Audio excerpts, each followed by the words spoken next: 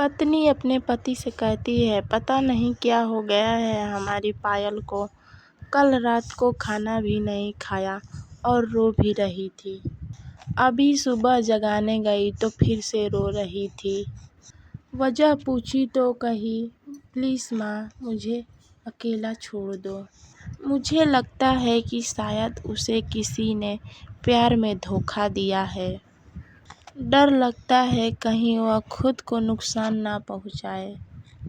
पति थोड़ी खामोशी के बाद कहता है कि ठीक है, मैं देखता हूँ। इतना कहकर वह अपने बेटी के कमरे में जाते हैं। पिता, पायल कैसी हो बेटा? पायल, प्लीज़ पापा, मुझे कुछ दिनों के लिए अकेला छोड़ दीजिए। पिता, ठीक है बेटा, मगर मेरी एक शर्त है। बेटी, बोलिए।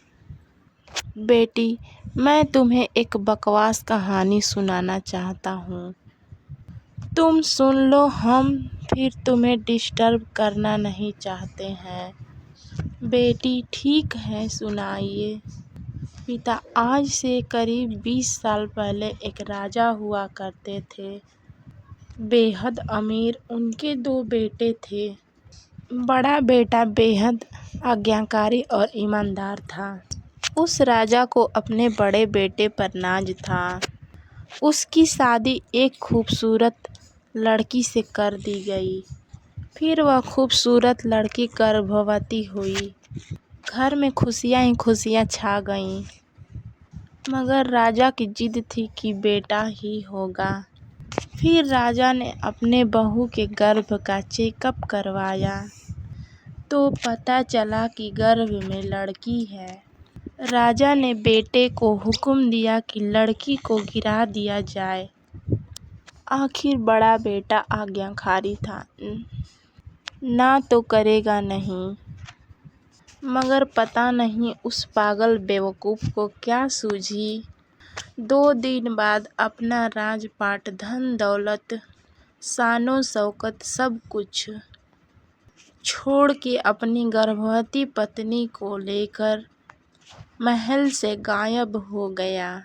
सच कहूँ तो बड़ा पागल और बेवकूफ़ था। लोग बेटियों को गर्भ में नष्ट कर देते हैं बोझ समझकर, और वह एक बेवकूफ़ पागल एक बेटी के लिए तमाम सुख सुविधाओं को ठोकर मार दिया। वह बाप की बात मानता तो आज उसकी जगह राजा होता।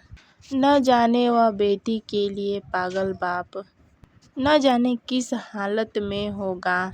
तभी पायल की माँ वहाँ आकर कहती है कि वह बेटी के लिए पागल शख्स और कोई नहीं, ये ही तेरे पिताजी हैं, जो तुझे अपनी सच्ची कहानी सुना रहे थे।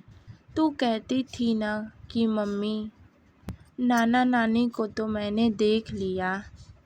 काश पापा अनाथ ना होते तो दादा दादी का चेहरा भी देख लेती।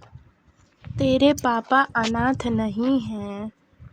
तू बड़ी होकर जिद न करे दादा दादी से मिलने की, इसलिए तुझे सच छिपाया गया। फिर तेरे पापा ने तेरे पैदा होने के बाद एक कसम ली कि तेरे अलावा दूसरा संतान कभी नहीं बनाएंगे।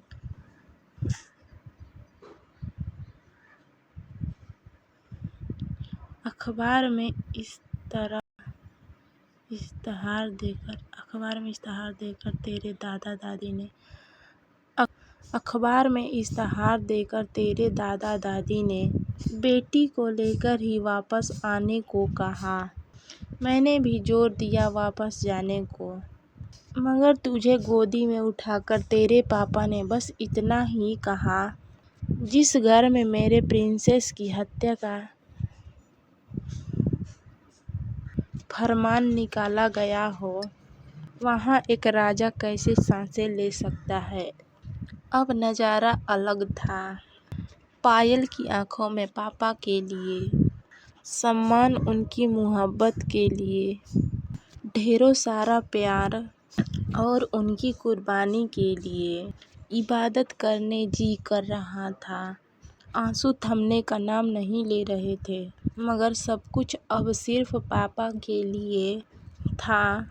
पापा ने बस आखिरी शब्द इतना ही कहा, अपनी बेटी को मैं नहीं जानता बेटा कि दुनिया तेरे बारे में क्या सोचेगी, मगर तू मेरे लिए बेहद अनमोल है। भले मैं आज कहीं का राजा नहीं रहा, मगर तू कल भी और आज भी और सदा ही मेरे लिए मेरी प्रिंसेस रहेगी। बेटी ने दौड़कर अपने पापा को गले लगाकर रोते हुए कहा, आप असली राजा हो और मैं आपकी प्रिंसेस। सबकी पलकें गीली थी, मगर वह एक नई सुबह की शुरुआत थी, जहां प्रिंसेस अपनी सियासत से लौट आई थी। बेटियां माता पिता की जान होती हैं, उनकी आन बान और शान होती हैं। एक वक्त ऐसा भी आया जबकि मैं अकेली हो गई थी। मैं उन दिनों 12वीं की एग्ज़ाम कर रही थी। मैं बहुत टूट चुकी थी। हर कोई मुझे बातें सुनाता था, जबकि मेरी कोई गलती नहीं थी। मैं तो बस अपनी दोस्त की ज़िंदगी बचा रही थी और सबने मुझको ही गलत समझ लिया।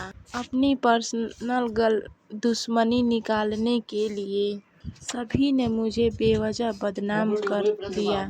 उस वक्त तुमने मेरा हाथ थामकर मुझे सहारा दिया।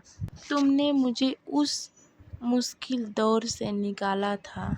हालांकि मैं इतनी बार धोखा खा चुकी थी कि मैं तुम पर भी भरोसा नहीं कर पा रही थी। तुम मुझे समझाने की कोशिश करते लेकिन मैं हमेशा तुमसे दूर ही रहती। मुझे बहुत देर बाद एहसास हुआ था तुम्हारे प्यार का। तुम मुझसे कहते थे ना कि मैं तुम्हारा हाथ कभी नहीं छोड़ूंगा, और तुमने ऐसा किया भी। तुम आज भी मेरे साथ हो। तुम्हारे घर वाले जानते हैं कि मैं तुम्हारी गर्लफ्रेंड हूँ और बहुत ही जल्द हमारी शादी होने वाली है। तुम मुझे अपने पापा से मिलवाने वाले हो, यह सोचकर मैं काफ़ी एक्साइटेड हूँ। मैं भी उनसे मिलना चाहती हूँ, मेरी ज़िंदगी में आने के लिए और मुझे अपनाने के लिए। तुम्हारी शुक्रिया। अगर आपको कहानी अच्छा